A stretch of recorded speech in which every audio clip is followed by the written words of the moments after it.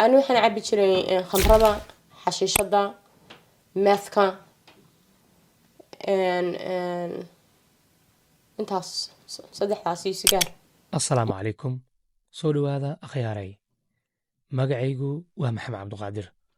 Dabcan halkaad naga daawanayso oo aan saaxiibka ku nahaynayna waa barta Facebooka ee Suudi Show. Sidoo kale barta YouTube-kaan ku leenahay ee Suudi Show iyo weliba Telegramkeena oo asna ah Suudi Show. Haddaba sheekada aan rabo inaan kula wadaago oo ah mid muuqaal aad u muruga badan waa Hana oo ah gabar jirta 30 sano hadda. Laakiin qisada ku dhacday waxay tahay qiso aad u xanuun badan. Hodan Hana aan iraade waxay ka soo safartay dalkii hooyo markii burburka dagaalada ay dhaceen ilaa ay Maraykan ka timaado. Intaas ka bacdi Hana Maraykan waxay timid ayadoo aad u daayar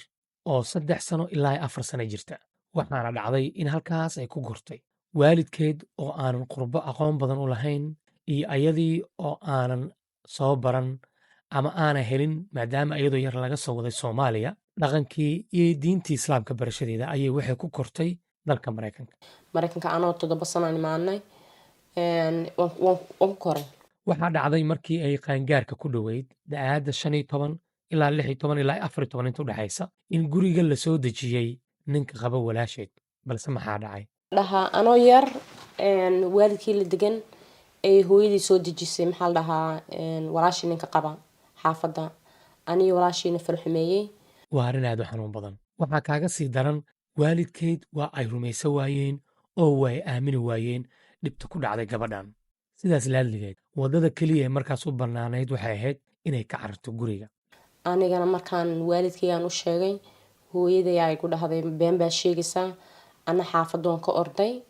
Laakiin waxaa lagu soo dhibaateeyey gurigii hooyadeed iyo aabaheed oo ahaa dadkii dunida ugu dhowaa dadkii ay ku kalsooneyd dadkii ay u aragtay inay yihiin dadka dunidan ugu jecel balse waxay ku dhici doontaa sababi doontaa aamin darradii iyo hadalkeedii oo aan la dhegaysan iyo dhaawaceedii iyo dhibkeedii oo aan lala qaybsan in godkii ay ku dhacday godka dheer ay ku dhacdo waana arrinta ugu xanuunka badan ee qisada Hana markaa wixii ka dambeeyey waxay bilowday inay ka cararto guriga waxaana ku xigtay in waxbarashadii ay seegto. Intaas ka bacdi Hana nolosha intaa uguma simin wixii markaas ka dambeeyey waxaa u bilowday nolosheedii mugdiga badnayd ee murugada badnayd ee xanuunka badnayd ee aadka u qarribnayd balse waxaad ogaataa wax kastoo kugu dhacayo 1,000 sano ayay kaan weyn ayay Soomaalidu tiraahdaa haddana wixii u qornaa way martay waana meesha aniga aan aad ula xanuunsaday waxay baratay balwad nuuc kasta ah oo ay ka mid tahay cabista khamriga iyo intaa nolosheedii kuma ekaan waxay noqotay qof homeless ah ama guri la'aan ah. waqtiyada qaarkood cidla ma ku soo dhici jirtay oo tusaale ahaan homeless oo kale guri la'aan ma ku dhacday waan ahaaba carruurtayda xataa markaan maxaa la dhahaa aan dhalayay xaafad man haysan shaqo man haysan wallahi silac bay ahayd noloshayda haddana balwadana waxba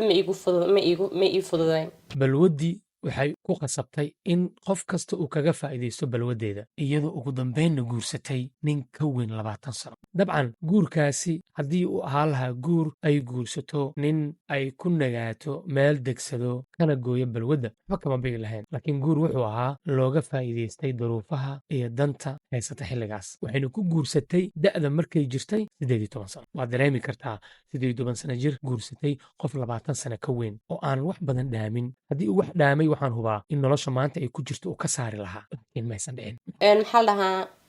xataa carruurtooda aabahood 20 sanadoodu iga weyn yahay jecel ma iga hayn yacni gabadh yaroo duruufsan baan ahaa oo caawitaan qof fahmi la therapy ma haysan waxaan haystay ma jirto. culeyskii iyo dhibaatadii ma halkaa ayay ku ekaatay oo guurkeedii kadib ayuu joogsaday maya hooyo ayay noqotay uur ayay qaaday waxaana cajiib ah in ayadoo homeless ah oo guri la'aana carruur ay haysatay balse 3 wiig cunugeedii oo dhalan ayaa laga qaatay carruurtii kadib markay isku dhaceen dadka dariska wixii intaa ka dambeeyey noloshu way iska sii adkaatay waxay sheegtay in dhowr jeer daawooyin ay heshay la tacaalid oo aysan suurtoobin inay sii wado daawooyinkaasi iyo treatmentiga daawada dadka alkoholika ah ama dadka drugska qaata waxayna ku cataawaysaa hadday heli lahayd walaalo caawiya in dhibkaas dhici lahayn. intaa wixii ka dambeeyey nolosheedu waxay ahayd mid iska adag